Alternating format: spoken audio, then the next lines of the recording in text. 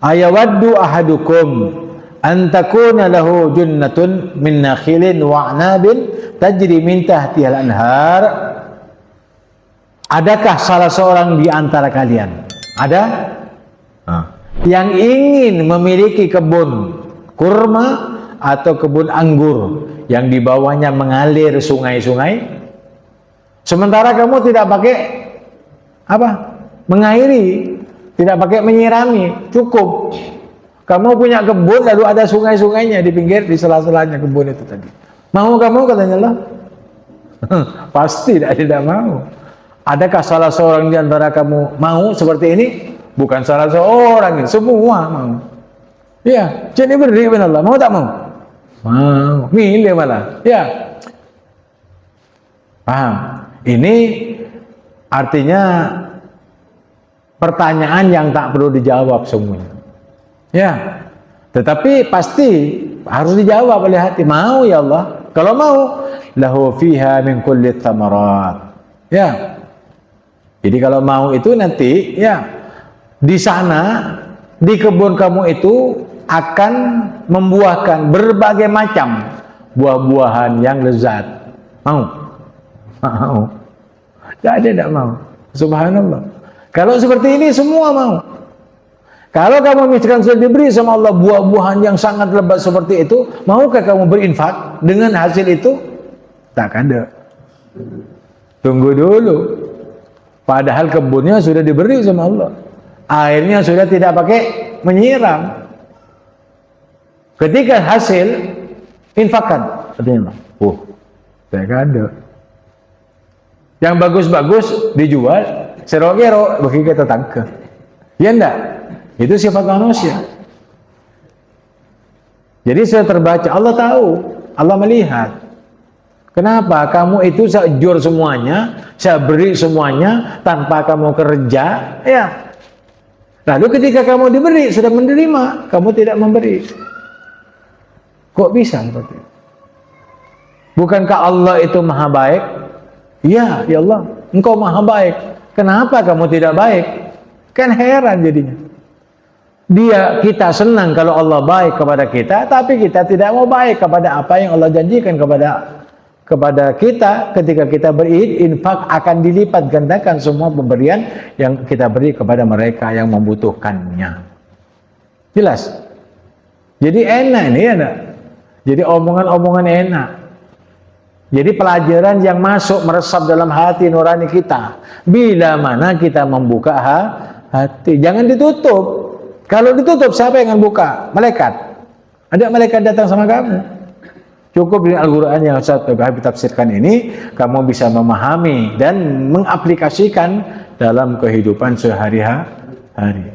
Baru, ya Allah ngejos pada kamu itu.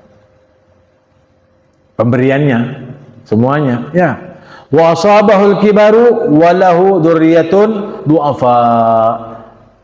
Nah, bila mana misalkan kamu sudah punya seperti itu, lalu tidak berinfak, ya. Wa asabahul kibaru, dan kamu itu masuk kepada masa tua. Ketika kamu diberi kebun, ya kebun, banyak kebunnya, banyak hasilnya, lalu tidak berinfak, walahu dzurriyyatun, padahal dia punya anak du'afa yang masih kecil. Ya. Diharap sudah rezekinya itu sudah berlipat-lipat, lalu meninggalkan anak yang masih kecil, fa asabaha i'sarun fihi nar. Kemudian dia kebun itu ditimpa dengan angin yang sangat kencang yang mengandung api. Apa? Ditimpa dengan apa? Dengan angin yang sangat panas yang mengandung api. Terbakar apa tidak? Fahtarakat. Kemudian terbakar. Lalu apa yang diharapkan oleh orang tua itu? Ayo coba. Apa yang diharapkan? Bangkrut tidak? Sia-sia tidak? Nah, itu kalau kebun, kalau misalkan perumpamaan ini kebun ditanam sekarang, lalu tumbuh banyak hasilnya, lalu tidak disedekahkan, sementara kita sudah tua, anak masih kecil, lalu ketika mau petik terbakar semuanya. Habis semuanya. Menurut kamu ya apa? Rugi tidak? Nah itu, orang yang tidak berinfak itu, ketika diberi kesempatan untuk berinfak, lalu tidak berinfak, ketika sudah dicabut sama Allah rezeki itu, fahtarakat, terbakar dia. Terbakar miskin maksudnya. Kalau terbakar kebun, ya kebunnya terbakar dengan api yang dihembus dengan angin yang sangat panas, sehingga terbakar, habis, berantakan, hancur, binasa. Itu kalau kebun. Tapi kalau dimasukkan pada falsafahnya, dimasukkan pada tersirat, ini kan tersuratnya.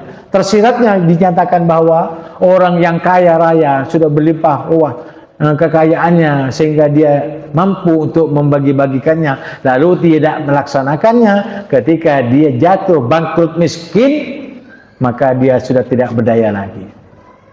Itu terbakar namanya, habis. Coba misalkan banyak uang 1 triliun dibakar, habis tidak? Habis. Sama seperti itu. Artinya ketika dia punya uang sebanyak-banyak, dia kaya raya, lalu dia tidak mampu bersedekah, ketika dihabiskan sama Allah, dibangkrutkan sama Allah, dimiskinkan sama Allah, maka dia terbakar. Ya, susah. Terbakar, susah. Susah terbakar.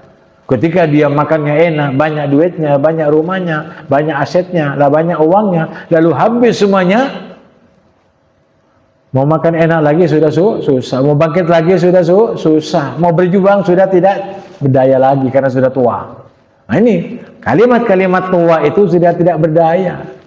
Orang yang miskin itu sudah tidak berdaya ketika dia punya kesempatan kaya untuk bersedekah, lalu tidak bersedekah, ketika bangkrut, mereka tidak berdaya lagi untuk berinfak. Lalu bercita-cita, andai kata saya kaya, saya akan begini, saya akan bersedekah, saya akan berinfak.